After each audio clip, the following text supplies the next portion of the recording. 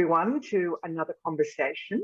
And today I have with me a lady I've got to know quite well over the last sort of 18 months or so. And we've got a really interesting insight to share with you. Her name is Kate Woods, and Kate's currently a consultant, but she has a really strong background in personal injury and injury management and neurodiversity. But we're going to talk about how that all came about. So, Kate, welcome. Why don't you give us just a little bit of background on who you are, so we've got a feel for that. Okay, well, I was born in the UK and I did my psychology degree at Sheffield University because I've always had this really strong interest in human behaviour.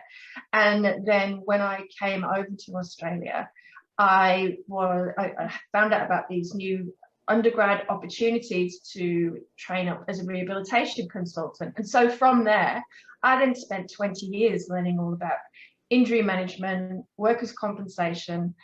But I think probably even more than that, the interest that I started developing was how do systems work? What happens to a person as they go through that system?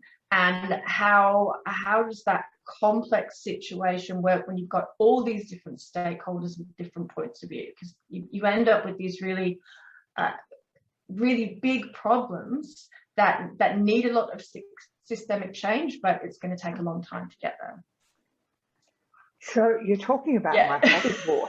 I know. When you said systems, I went, I don't know whether everyone saw my mouth drop.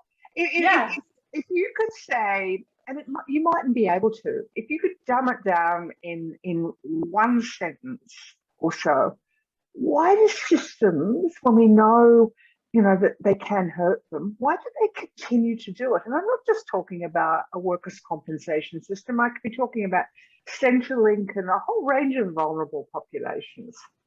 Yes. Wow. In one sentence.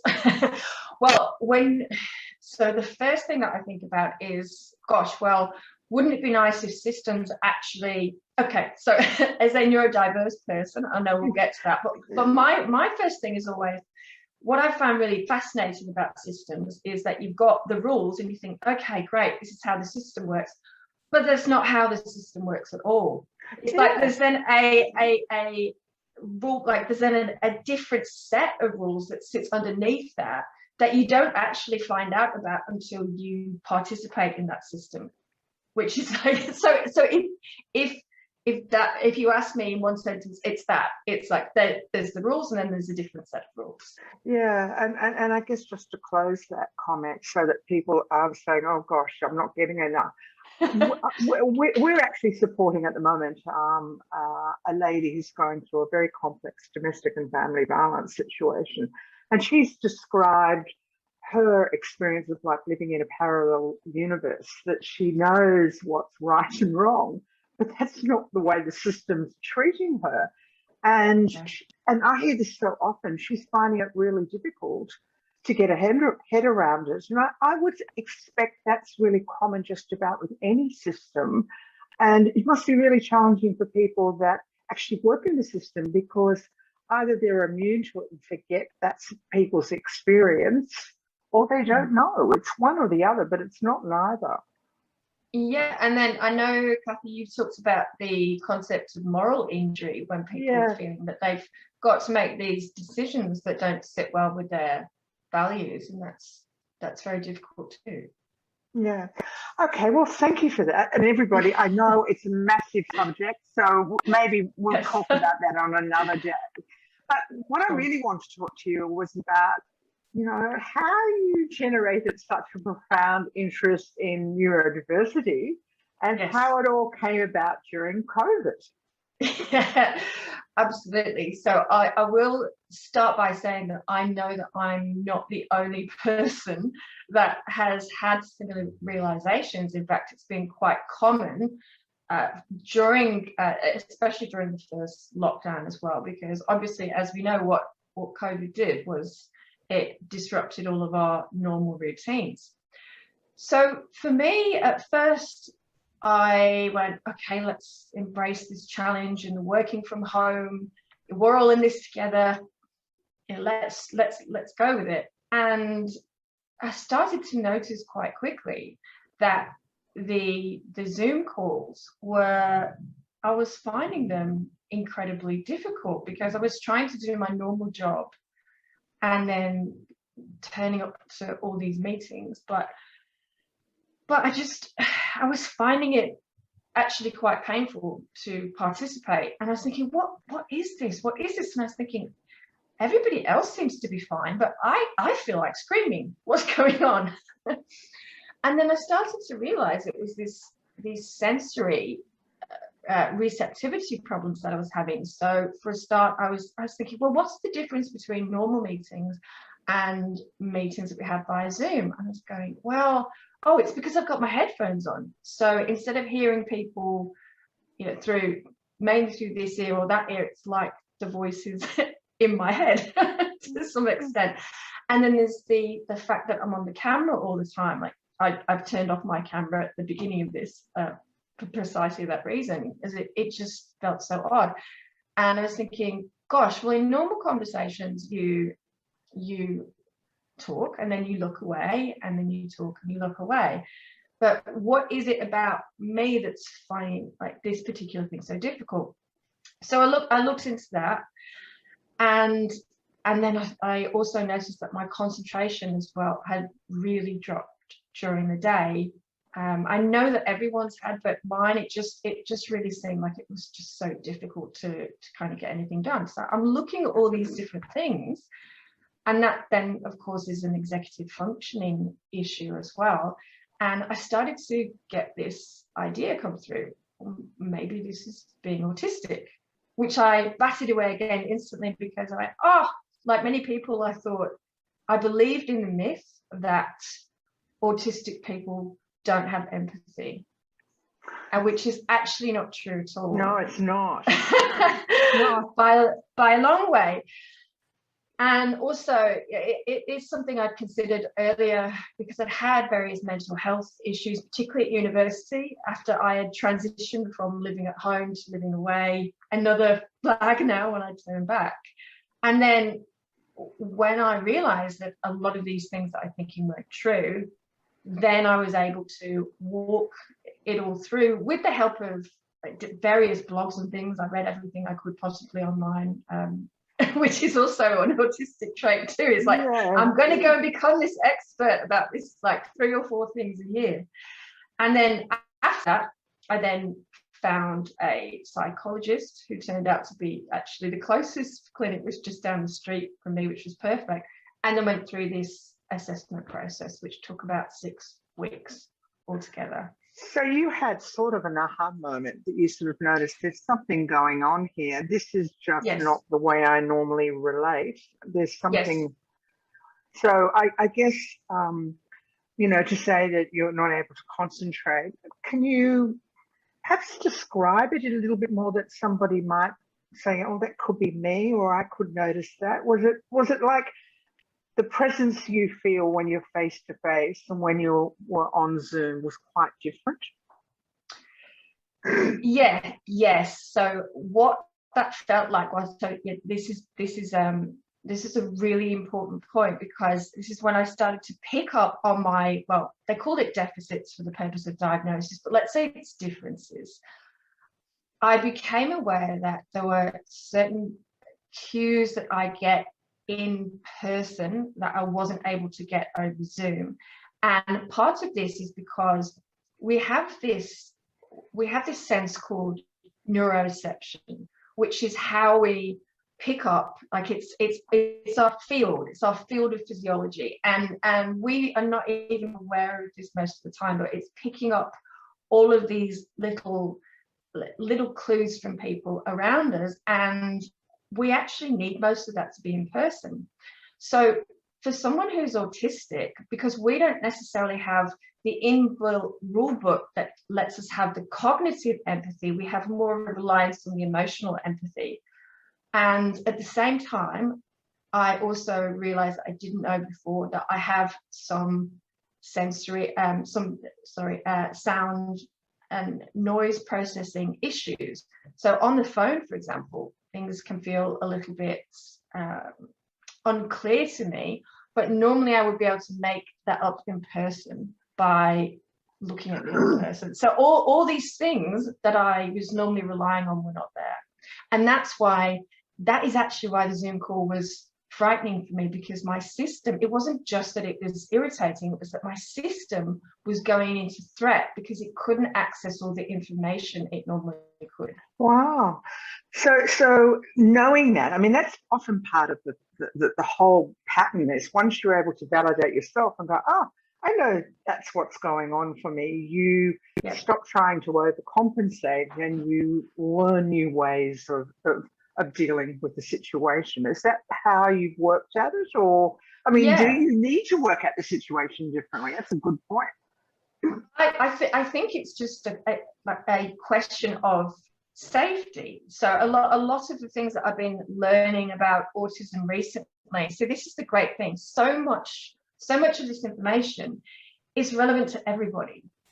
It's just that, so when you think about some of the things that I describe as symptoms of autism, so you have things like in extreme cases the meltdowns, some of the perhaps the self-stimulation type activities like flapping or rocking and things like that. You think about this is actually all just the actions of a nervous system that's trying to bring itself back into alignment, into regulation. But we actually all feel that. We all become unregulated at times. So I think the biggest thing for me that I've taken from all of this is the need to recreate a sense of safety first and foremost. Because actually probably what I would have found in those Zoom calls, if I wasn't, because I was stressing out so much thinking, oh, I can't get the information that I need. So what I was actually missing was the connection and the relating to the other people that would probably have helped me feel safer in the first place. Yeah, okay. So yeah, that makes a lot of sense. So maybe, and I will put into this interview some facts and figures I think will be really helpful for people to understand, and some good educative links. But maybe in your learning process, you can describe to people what autism is and what it's not, because you're quite right. The perception around autism, there's just so many myths, and unless you have a family member or somebody close to you that is autistic, most of us live with these myths. Yes. Yeah, absolutely. I mean, I did too, of course, as I said. So there are when you have to be diagnosed with autism under the DSM-5, unfortunately, it still is called a disorder, and it will be for the foreseeable future. I prefer difference personally, but because of the way it is, so it's deficit-based model. And what it means is, like, on the one hand, there will be a certain number of social difficulties. So that will be things like social reciprocity, some of that, and social confusion with communication and things like that. So a really good, and by the way, these traits can change over time, because I mean, I don't have the social difficulties that I now recognize that I did when I was younger, for example. But I'll give you an example of the social difficulty that I still have, which is that if I was in a meeting with 8 people and there is a discussion going back and forth and around the room, I find it really hard to know when I can get in and make my point, because there's just something that is missing for me a little bit with the rhythm of the conversation. Yeah. But you know that. No, the interesting thing is none of these things you could point to and go, oh, that's definitely autism. But it's, I mean, I used to think it was introversion or social anxiety, all these things. But it's like, if you take them all together, and that is actually what the spectrum is. It's a spectrum of issues over a number of different domains. So there's another myth too. People think that the autism spectrum ranges from not very autistic to extremely autistic. And that's not, I certainly do too, but that's not what the spectrum is. Yeah. It's like I said, all these different Well, I mean, domains. certainly in mainstream media, when you hear of autism, you hear often of nonverbal as the way autism is described at Yes. the one end of the spectrum, which is what Yeah. most people, it's all they can really identify with, and obviously some behaviour meltdowns. But Yeah. you're saying the spectrum is quite different from that. And there are people such as our Australian of the Year, Grace Haven, who says she's autistic, Absolutely. and Greta from the climate change Yep. movement, who openly claim it's their superpower. Yes. Yes. So it sort of flips the whole conversation Yeah. on its head, doesn't it? It's like, but it Yeah. does say something about, for me anyway, certainly diversity and inclusion, and Yeah. trying to educate people about how difference is actually quite exciting. Yes. Yeah. And that leads, I think that leads us into a really important point too about accommodations and supports, because this whole conversation about these labels of low functioning versus high functioning, so that which serve actually neither group, because so a low functioning someone considered low functioning who may be nonverbal, it overlooks their gifts and their talents and the expressions that they have to bring to the world. And then on the other hand, you have the Grace Tames of the world who are considered high functioning, but then the assumption can often be, well, because you're high functioning, it means you're almost okay, so you don't need any support. and so what people aren't seeing is someone like Grace Tame. She's out there, she's absolutely on fire, she's completely passionate, she's doing this amazing work, but not to pick on Grace, but she may very well go home and shut the door and not speak to anyone for 2 days after that, because then she needs to regenerate. And that's very often how it works for high functioning. Yeah, I did wonder. Yeah. I did wonder about exhaustion, because the intensity that someone's able to, and the focus, like the super narrow focus, which is just extraordinary. The subject breadth and all of those things, which often plays out on people in technology, for example, which attracts a lot of autistic people because they're really analytically very good. I just wonder about, doona days. Like, as you say, you've got to go home and pull up the doona and say, I've just got to rest, there's no more left. Yeah. Yeah. So all of this, I mean, this happened during COVID, which is just like everyone's got a COVID story. Yeah. What has this led to? Because I believe you're doing some study now.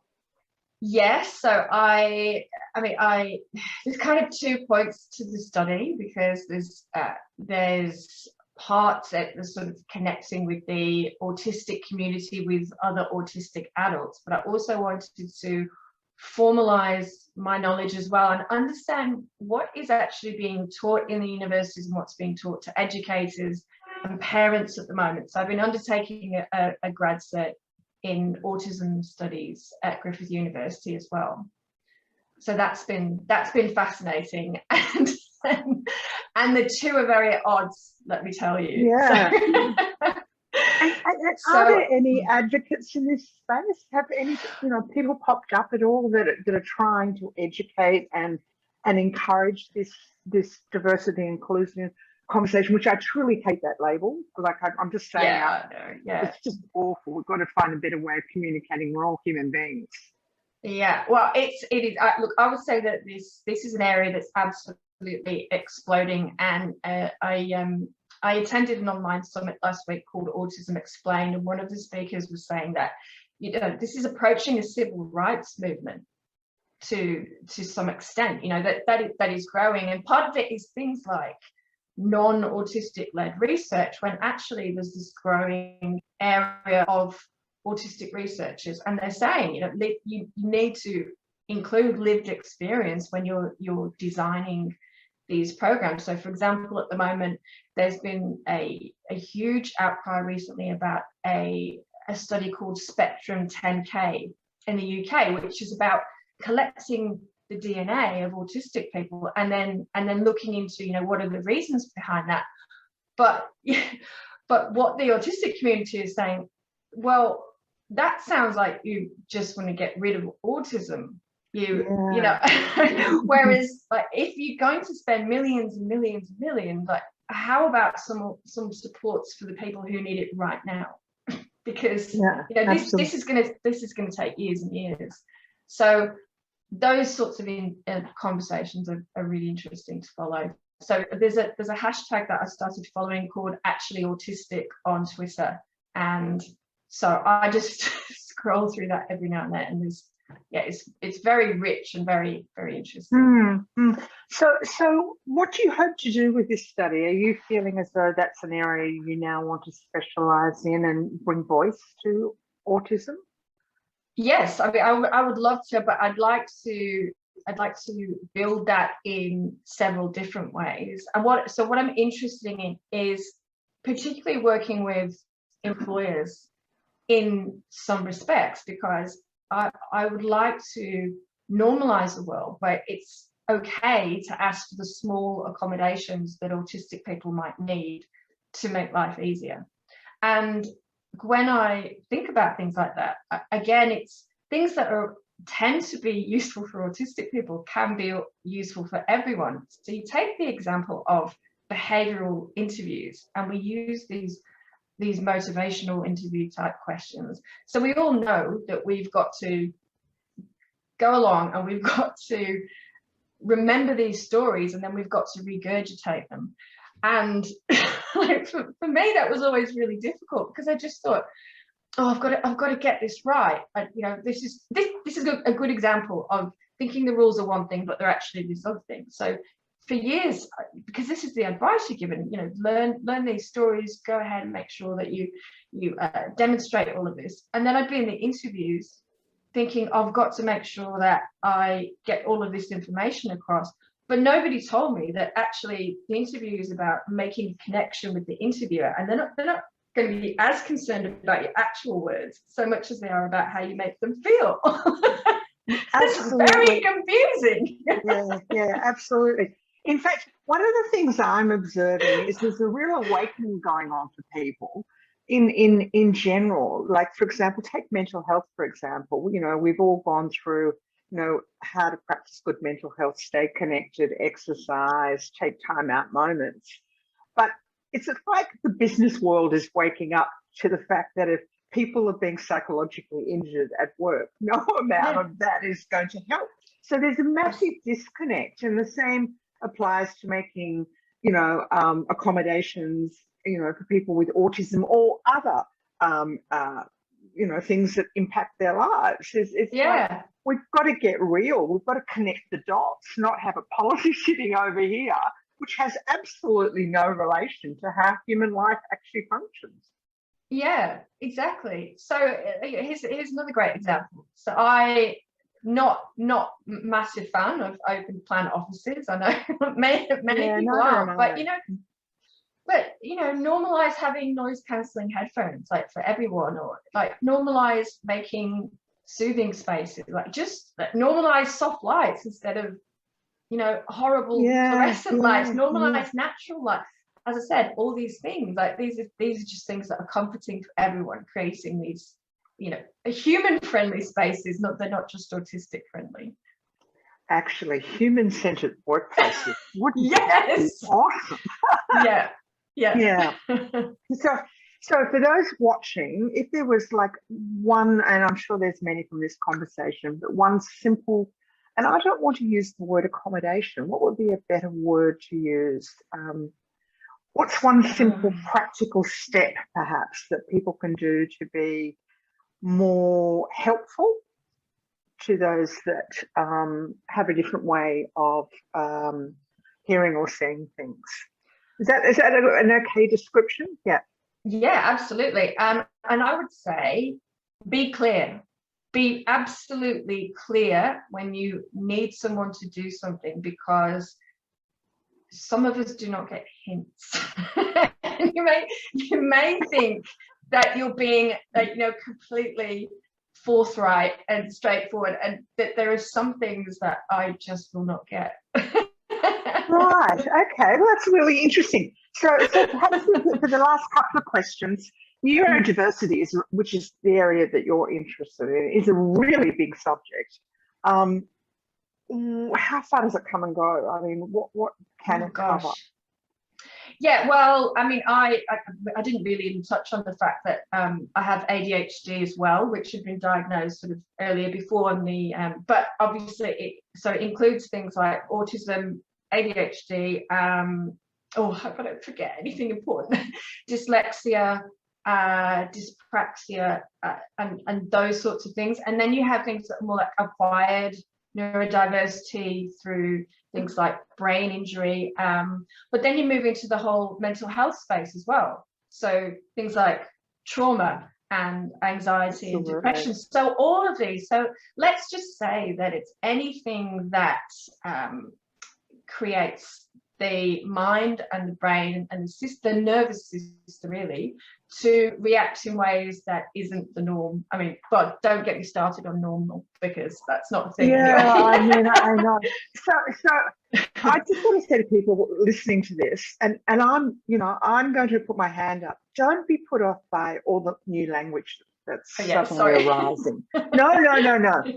Because sometimes that's just the way people invent words to describe things, and it's absolutely okay if you're in a meeting with someone to say, look, I've got no idea what this means, and I'm sorry if I'm saying anything insulting. It's not intended that way, but could you explain that? And I think we've got to get braver at not letting words gloss over us as the new business language, and going deeper and saying, can you tell me more about that? Yeah, and I would add to that as well and say that autistic people and neurodiverse people in general, you will find are extremely accepting of mistakes, because they know what it's like to be different, and they know what it's like to break rules, say the wrong thing, because they don't even know what that is. So you're going to be forgiven. And if you say the wrong thing, you can just say sorry. It's and sometimes it's better to have the conversation. Yeah, I mean, I think the thing we all pick up on is when someone's being genuine and authentic, and when you actually are asking and saying, I'm sorry if I screw up here, but I'd like to be able to accommodate that. And that is absolutely okay if you're a leader too. If you somehow manage to end up being a CEO of an organisation and you really don't know, then by all means, say to somebody, some recommended reading you could give me, I'd like to perhaps read up a bit more on that. And I think the Black Lives Matters movement they were very vocal, but they were all saying it's not our job to educate you. Go away and read. And here's some list of books. Well, some of them didn't even say that. People were very upset. I think we can take ownership of that ourselves and make time to find informed information, and it would be a really good step for organisations to start including on their intranets diverse subjects and reading that people can read up on or watch, or whatever form of communication they're more comfortable. And probably the same with brown paper bag lunches, where they invite somebody along to share what it's like to be human in their way, because we're all so different. My son's got ADHD, and it's been a blessing in his life, because he's open to telling people, I'm sorry, I need you to do that and tell me that way. And he's very forthright about that. And he takes it as days when he's just superpowerish and days when he describes, like you do, that, oh, it just didn't happen. and that's okay. So Kate, in all of this COVID, what has it meant to you? Have you been locked up like the rest of us at home? Have you managed to get out and walk? How have you looked after yourself and practiced self-care? Yeah, gosh, yeah. I mean, I think I'm still, for the most part, really enjoying it. Like I enjoy the cocooning in the, but I'm ready to emerge now. I think like so many of us now, Well, I've actually used this particular lockdown as recovery. I call it my recovery from autistic burnout, and I'm now, which is a thing, by the way. It happens quite often to people sort of this age. And so my self-care is about, because I know that I need to set in a routine and a way of doing things, but I need to do that when I'm feeling well, so that it's there to fall back on, because I know that if I'm going to fall in a heap, the last thing I'm going to do is, oh, where's that? Like, what am I going to do now to make myself feel better? So it's having all of those things in place already.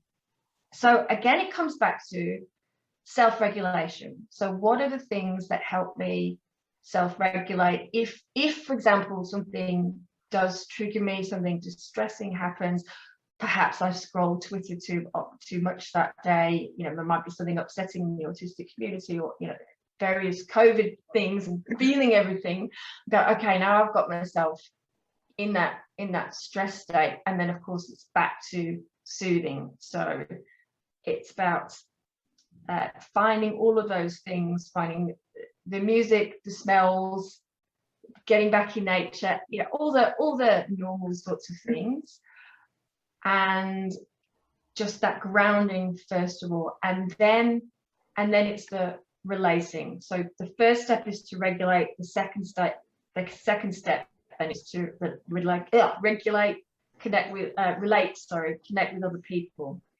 And sometimes that might not be necessarily reaching out to a friend. Sometimes that might be connecting through watching an inspirational film, or even a short YouTube video. And in fact, a hack for that was that I thought, gosh, when I'm really distressed, I just can't sit there for neither can I can't do nothing. So my hack was, you can speed them up. So you're watching really fast. Yeah, because when my mind is really racing, it actually wants a lot of information. So I speed it up to twice speed, and I put subtitles on, and I was like, go, bang, bang, bang, bang, bang, bang. I go, oh, right. Well, my hack is music. And yes. When things are really terrible, I find the loudest, most uplifting, it's usually opera. And I'm not particularly fond of opera, but the big arias. And it changes my mood automatically, and I can deal with what's going on. I know, as everybody knows, my parents had COVID, and it was just a horrible time. And what actually happened was I tweeted once, and then all these media were just everywhere, all over me. And I just went with the flow. But of course, my self-care, it went out the window. Like, there was just no self-care. And when I suddenly sat back and thought, I don't feel like doing anything at the moment, so I didn't. But I slowly, like you talk about, I have go-to things that, okay, I've fallen off the wagon, so to speak. I'm going to go for a walk this morning. I'm going to do, and they're things that sometimes you've got to fake it until you make it. You've got to get back into the groove, no matter where you are. And I know I've lost one of my earphones. Life in COVID. All right, so perhaps the last conversation, such a great conversation, is around spirituality. And one of the things that we have been very focused on is helping people to find meaning and purpose in their lives. And spirituality is really at the core of that. And when I ask people that, some people go, oh, I get really terrified. But when you actually start asking them to delve deeper, and I often get emails, it's quite enlightening for them. So have you thought about, what spirituality means to you and how it's involved in your life? Yeah, absolutely. So I was raised Catholic, so I went to a school with nuns. So my first so you got religion. So my first experience, it was all about fire and brimstone, and God was going to be so angry with me if I did these certain things, and so I didn't develop a great relationship with that for some years. And then, but as I moved into my 20s and I started to have my mental health issues and look for ways to deal with that, I started developing more of a, I guess you would call like a new age spirituality, and joined various groups and did like some quite intense courses and things like that. And that all came to an end for me in a couple of years ago. And the reason for that was I thought this is very similar to how I felt about religion the first time round, in that what I just think that anyone who's guiding you, if they're not guiding you to have a stronger direct connection with source, with God, with the universe, whatever you want to call that, that's not serving you. And so I kind of, because I let go of that, and then it took me a little while just to click back into, okay, so it is just me and life now. So how's that going to work? And what I found was that I went back to the very, very simplest way that I used to connect with spirituality, which is when I don't know what to do, just grounding, coming back to the self, taking a step outside, and then realizing that there's a much greater self, whether that's just behind my shoulder or above me or wherever that wants to be. But there's always this big container of wisdom that's there. And I know that I'm not going to get all the answers, but generally what I will be able to do once I'm centered is that I'll be able to see what the next step is. And that's all I have to know. And I'll just take the next step and the next step. Well, that's a beautiful way to end. It sounds as though, you know, your sense is very much internal. You know, I have the answers within me, and they will present when they present. And that's absolutely okay. And once you take the pressure off yourself, life for everyone, myself included, gets so much easier. So thanks so much for Kate for joining us, and I really hope you'll come back and talk to us again, because we can explore neurodiversity a lot more. I'd love to. Maybe you could get me some more questions. Thanks, Kate. Thank you. Bye.